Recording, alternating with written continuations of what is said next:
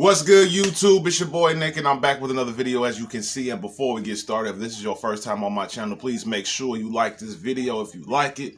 Don't forget to hit that subscribe button, you know what I'm saying? And please do not forget to hit that bell so you can be notified whenever I do make new videos. And in today's video, we will be reacting to the worst song from each Michael Jackson album. And this is from Michael the writer, man. You know what I'm saying? Make sure y'all go show that support, you know what I'm saying? Show them that love, you know what I'm saying? Because that's what we all about over here, you know what I'm saying? Just spreading that love. But the worst song from each Michael Jackson album? I don't think there's a bad song on Thriller. I don't think there's a bad song off of Bad. This should be interesting. This should be interesting, man. But without further ado, man, let's just get straight into the video. The biggest Michael Jackson fan you will probably meet, outside of the impersonators and the people who get plastic surgery to look like him, because I'm not on that. But even with that said, I spent my entire life being influenced and inspired by the greatest entertainer of all time. Even through my fandom, I could still admit when MJ made some joints that I can't get jiggy with this shit. And honestly, it's a very healthy thing to admit when your favorite artists have made some songs that you just don't like, especially now with this huge stan culture where every major pop star has a huge army behind them that believes that they can do no wrong. It gets kind of weird when you try to be critical of their art when you are critical of their favorite artist and they just think you're being a hater. But here's me being one of the biggest Michael Jackson fans, and I'm going to tell you my least favorite songs from each Michael Jackson album, as well as my favorite songs from each album to balance it all out. I will not be covering any albums pre-Off the Wall, nor will I be covering any of his post-communist albums. If I pronounced that correctly, I'm sorry. You are really dumb, for real. So embarrassed, I'm sorry. Out of respect for MJ, I never listened to those albums because I just believe he was rolling in his grave when those albums were released, because I don't think he would have approved of any of those albums to be released if he were still alive. So let's get right into the video, and we're going to start off with Off the Wall.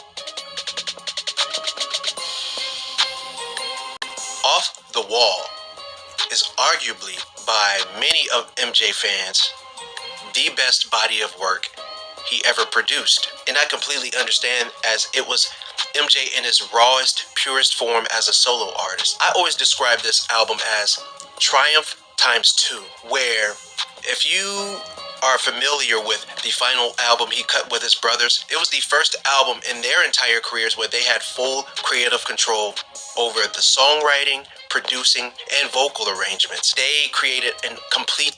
Actually, it was the Destiny album where they finally had full control of what they wanted to put out. You know what I'm saying? Just trying to, you know what I'm saying, correct the facts. That's all I'm doing.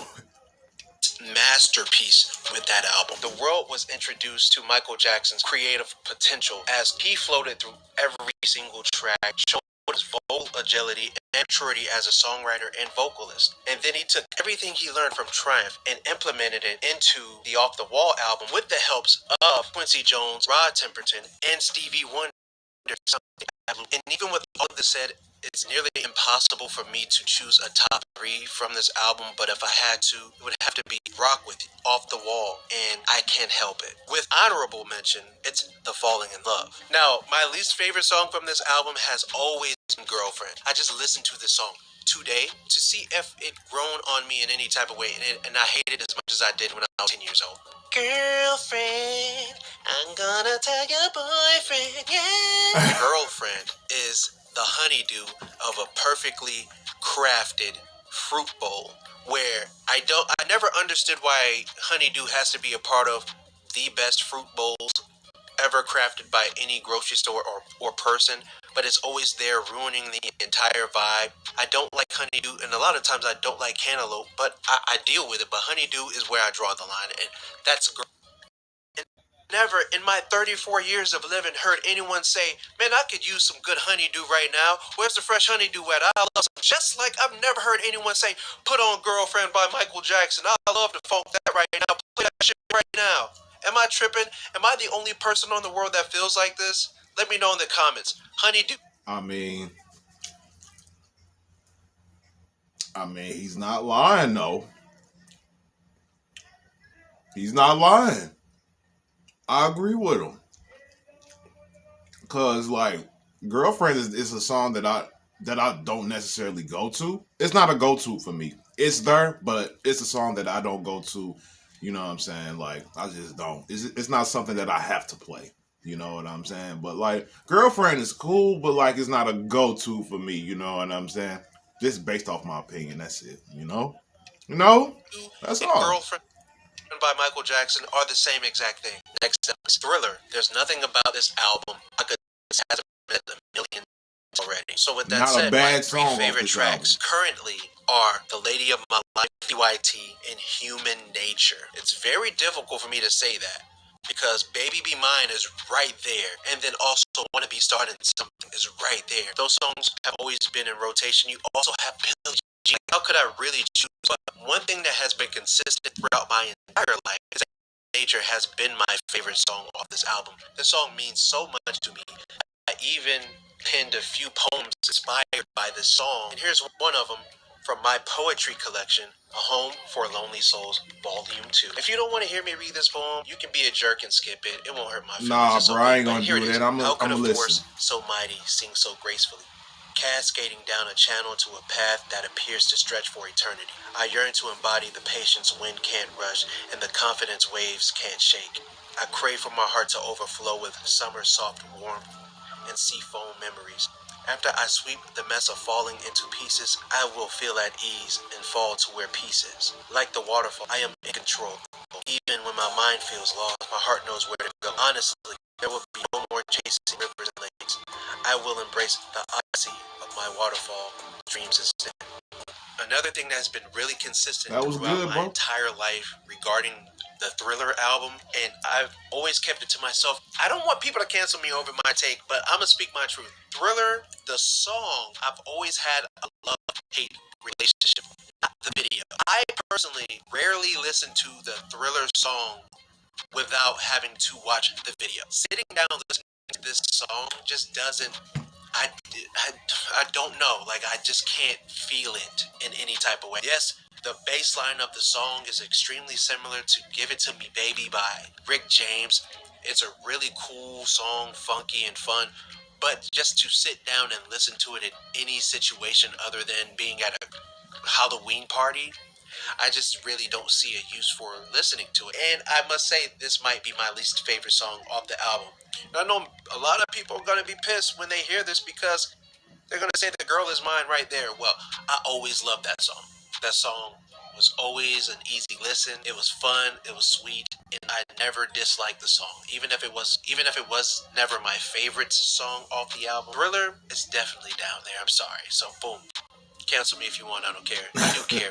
Michael Jackson's follow-up album to Thriller was bad. It was another juggernaut of an album with several number one hits, back to back to back to back, long-standing number one hits. But even with that said, And the Grammys snubbed Michael for this album, saying it was back-to-back hits off this album, bro. And I just felt like he should have got something for this. You know what I'm saying? A dope project that he did, man. Dirty Diana, man, come on, bro. Dirty Diana, like what? Well, he went crazy on Dirty Diana. this album was still snubbed for Best Album of the Year, You are really dumb. For real. and it lost to The Joshua Tree by U2. You done fucked up, you know that though. That's absolutely absurd. Honestly, I've never listened to The Joshua Tree by YouTube, so it's kind of unfair to say if The Joshua Tree was or was not the better album of 1988, because as a millennial from my vantage point, it's easier for me to say, oh yeah, Bad was culturally a better album than YouTube. So let me know in the comments if that is something you would like for me to do. A Bad versus a Joshua Tree, because despite my feelings and personal biases towards Michael Jackson, I do have the ability to turn that off so I can judge the works of other artists objectively. And that's something I always loved to do because Michael Jackson was snubbed a lot throughout his career. So one day I would just love to go through all the categories I felt like it was snubbed in to see if the right artist earned those awards. So yeah, let me know in the comments if that's something you're interested in watching.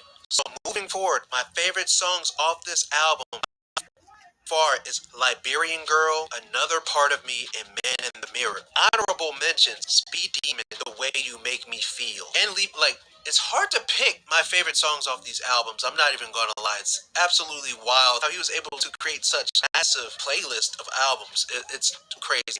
But wait! But there's one thing that's always been consistent with me You is love how Dirty hot and Diana, cold I've bro. always been with the song Bad. Once again, the title track is something that I can't get G with this shit. because I love the video that went with it. But to actually sit and listen to the song without the video and ever bring myself to.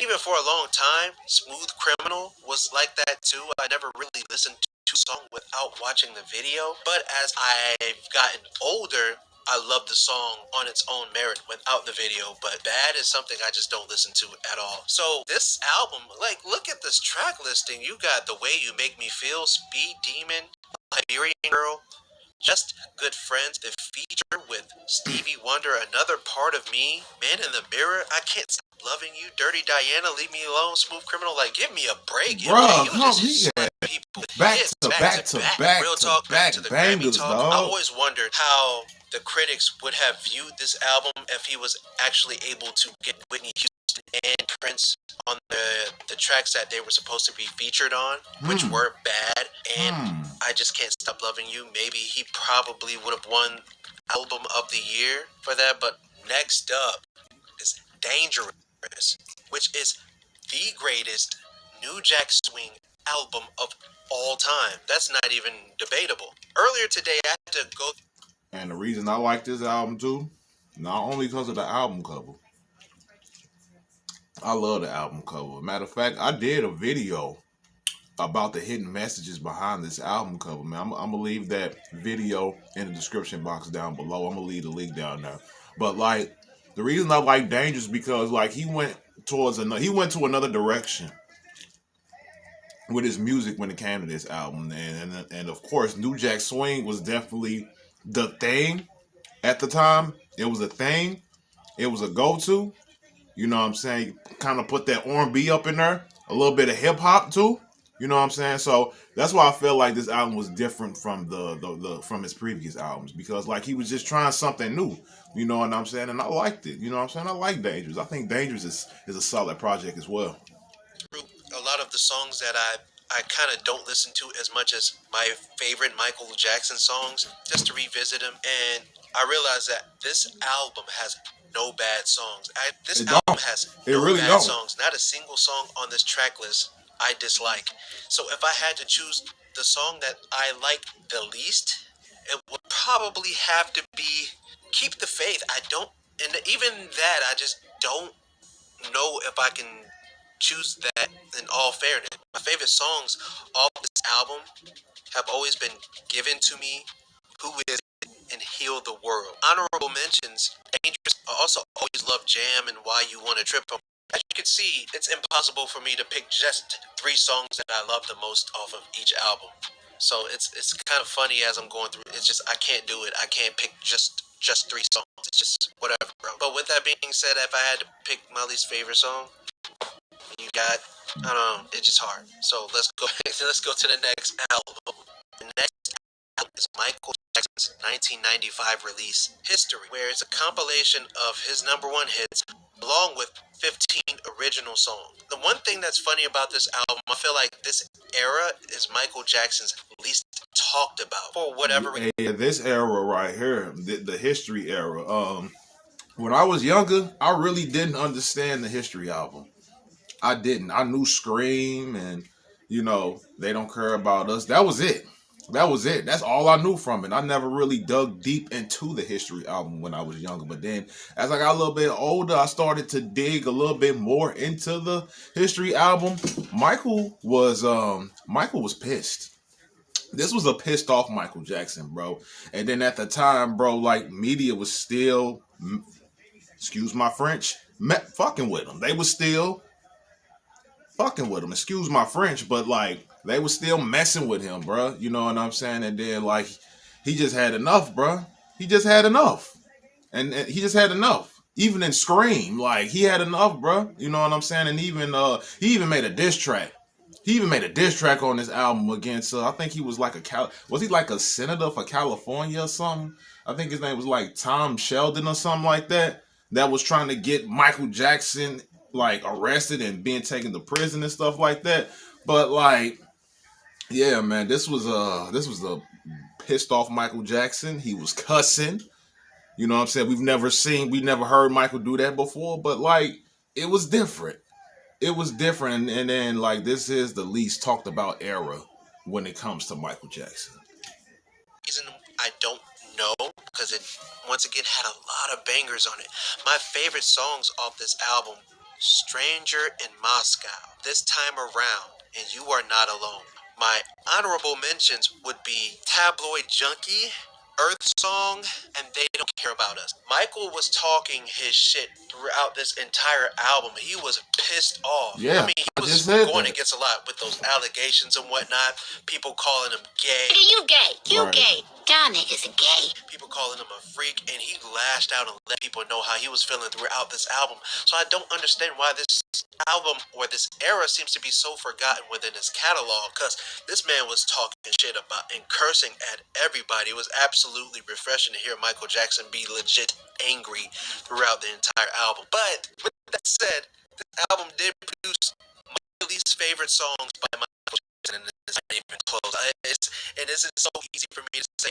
I always did the song. I never liked it. You took my childhood. Oh I just my listened to it today and I God! still don't like it. It's not a good song to me. And he sounds beautiful on it, but What? it sounds too Peter Pan-ish. I just don't like it. Then another song that I never liked was Little Susie, and I didn't even try to listen to it today because I know I'm not gonna lie, I don't like Lil it's Susie neither. right I'm next sorry, to Mike, I Childhood, didn't. and these are two songs I wish Michael Jackson never even thought about making. I wish I'd go back in time and just erase these songs from his brain. Sorry. Because these songs, I just don't like them. So now Michael Jackson's final album while he was alive was Invincible, the most R&B album he made since Off the Wall. I remember listening to this album as a kid, and just it really rocked my world. No pun intended. But this album was so dope, but my least favorite song off this album was always "The Lost Children." It just never really hit me sonically. Lyrically, it was a great song, but it's not something I just wanted to repeat. Now, my favorite songs off this album: "Break of Dawn," "Heaven Can Break Wait," of "Rock My Dawn. World," and "Butterflies." Here's a fun fact about the Invincible album that I believe a lot of Break of Michael Dawn is Jackson a fans banger. already know, but a lot of up and coming or casual Michael Jackson fans may not know. So, around the time when Michael Jackson announced that he was working on a new album, Pharrell took it upon himself to create several songs specifically for Michael Jackson, where he wrote and produced specifically for him. Pharrell then sent those records to Michael Jackson's then manager. He waited, and he waited, and he waited, and he finally got a call back. Pharrell goes, "Hello?" Michael Jackson manager says, "Hey, I got the songs." Pharrell goes, "Yeah, that's dope. What did he think?" The manager goes, "We don't want them shits," and hung up. Boom. Devastated and heartbroken that one of his favorite artists does not want to work with him in any capacity.